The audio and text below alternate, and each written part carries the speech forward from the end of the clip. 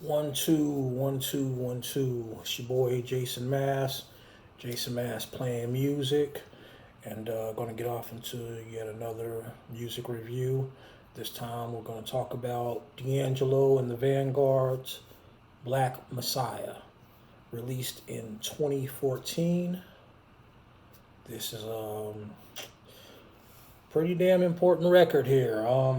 This one for me is probably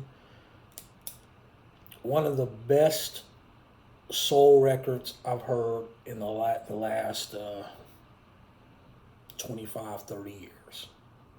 I don't think I've heard a soul record as thorough as this, going back to maybe Purple Rain.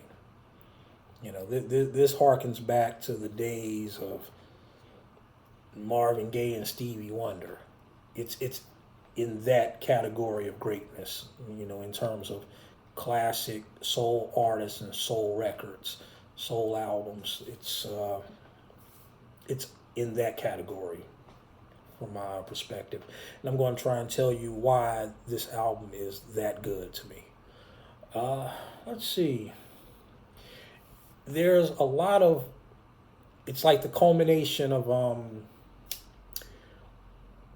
a whole lot of different forms of black music, American black music.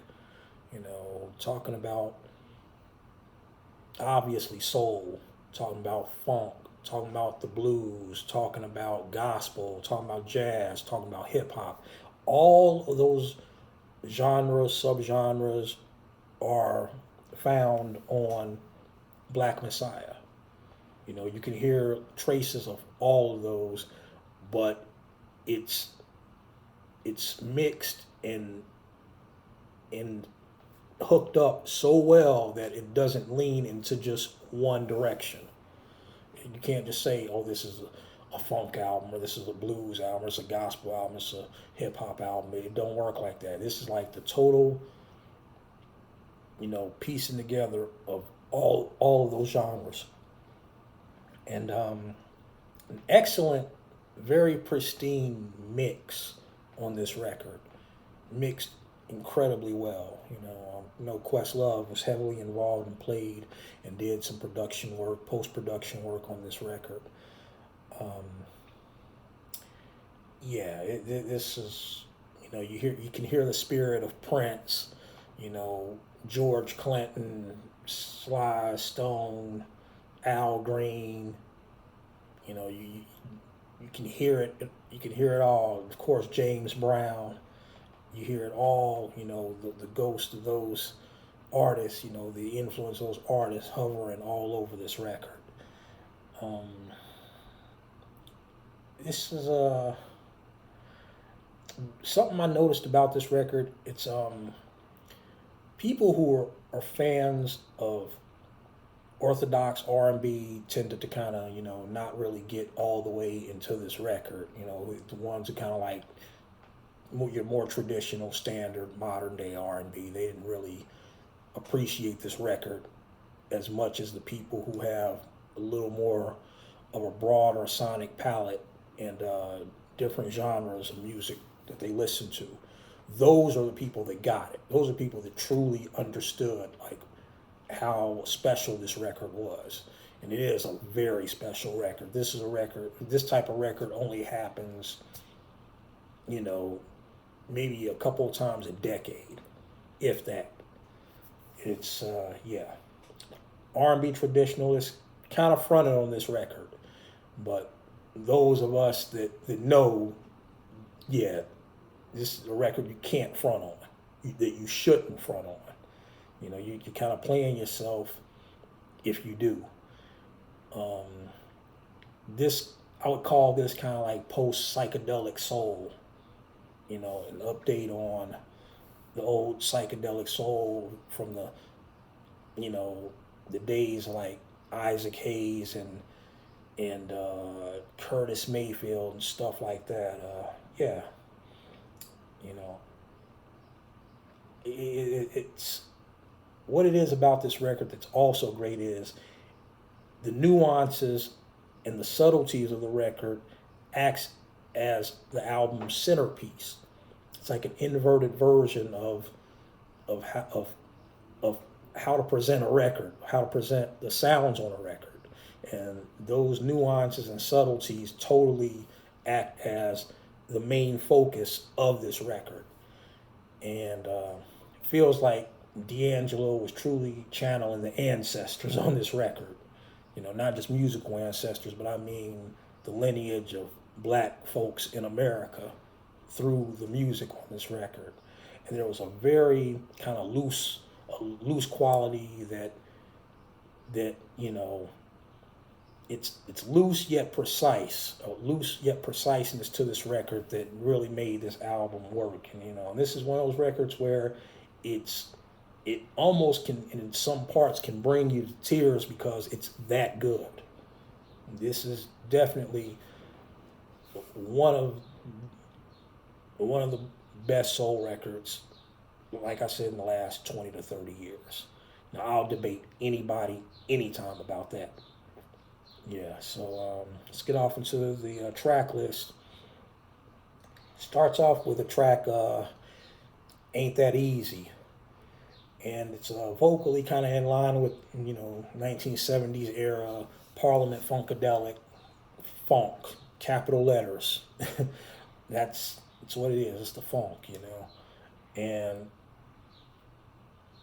while you may not be able to understand everything that DAngelo is saying, you can definitely feel everything he's singing, everything that he's saying. You can feel it. It's not about understanding the words, it's about understanding the feeling. And DAngelo does that like nobody else making music that I've heard today. You know, he carries that very well. And that track for me was a 9 out of 10. Then we go to 1,000 Deaths. This is a perfect track. And it's musically has a rhythm section that's very hectic and it drives really hard, you know. Channels black rage in a way that's rarely heard in modern day soul, you know, or even black music in general, for that matter. The spirit of Public Enemy is all over, all up and down the opening of the song, which was a speech by Khalid Muhammad that was sampled. That's totally in line with, you know, prime era Public Enemy, late 80s era Public Enemy. And it has that spirit, except this is soul music as opposed to it being hip hop. But the spirit of hip hop is all over this track, probably definitely more so than anything else on the record. Could be my favorite track on the album.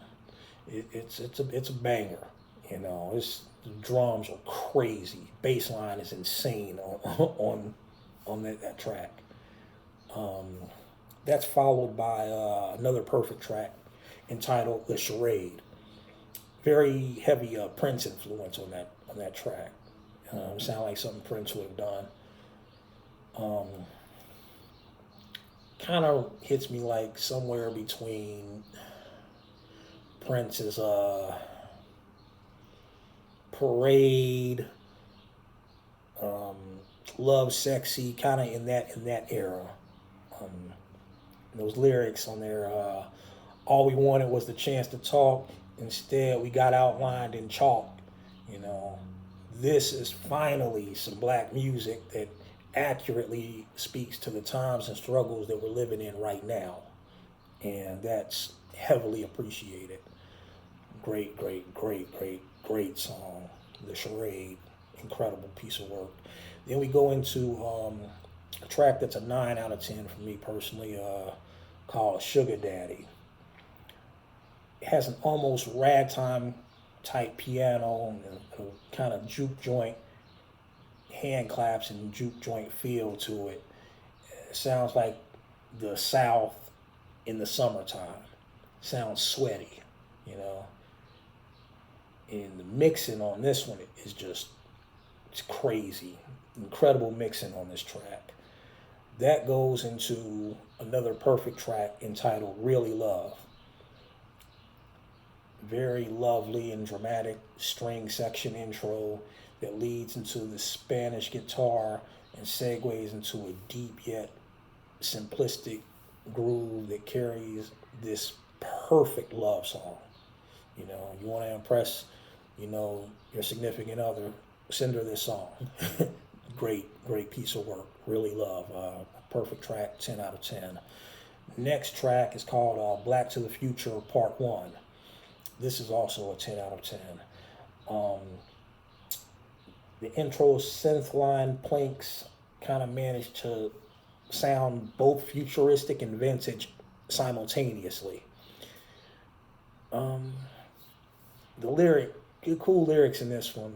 We used to get real high, now we just get a buzz. That line is about wanting to revisit and live in the past rather than the present while still hoping for a brighter future. Great song. Great song. Then we have Till It's Done, 2-2 in parentheses. Another 10 out of 10 track. Slightly wistful kind of verses that lead into a chorus that brings everything about the song full circle. DAngelo's vocals sound almost otherworldly. Once you get to the hook, beautiful piece of work. Another perfect 10 out of 10 track. Then we go into the track entitled Prayer. This one is a 9 out of 10 for me. Kind of a spacey, kind of detached, loose funk kind of workout type joint. Next one is a song called Betray My Heart. Perfect 10 out of 10 track. Has a kind of Wes Montgomery like guitar part, that kind of is the meat of the song. Down home soul music never sounded so majestic and regal as it does on that track. Just brilliant track. 10 out of 10. And then we get to The Door. It's a very sparse track. It has whistling and an acoustic guitar. It's like DAngelo's take on folk music almost. And it sounds so loose and thrown away and off the cuff, but manages to still work. If DAngelo did folk, it would sound about like this track.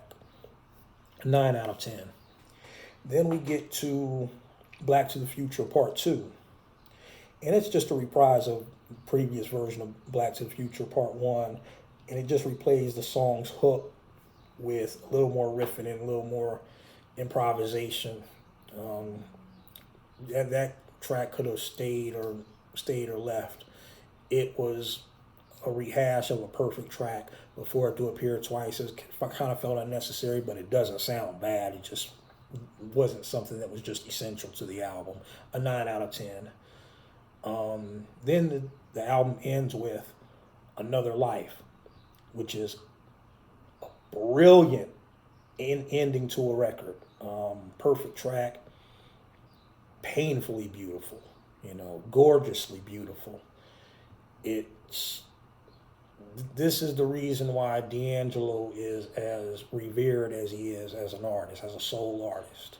This is, to me, as good as soul is going to be. I don't hear much modern soul that can even approach the level that this album, Black Messiah, is at. But DAngelo and the Vanguard, Black Messiah, 2014. I would give this a 9.6 out of 10. If you are not familiar and you're really into the music, please give that a listen. Okay? Here you go. Come back with another video. Thanks for hanging with me. Peace.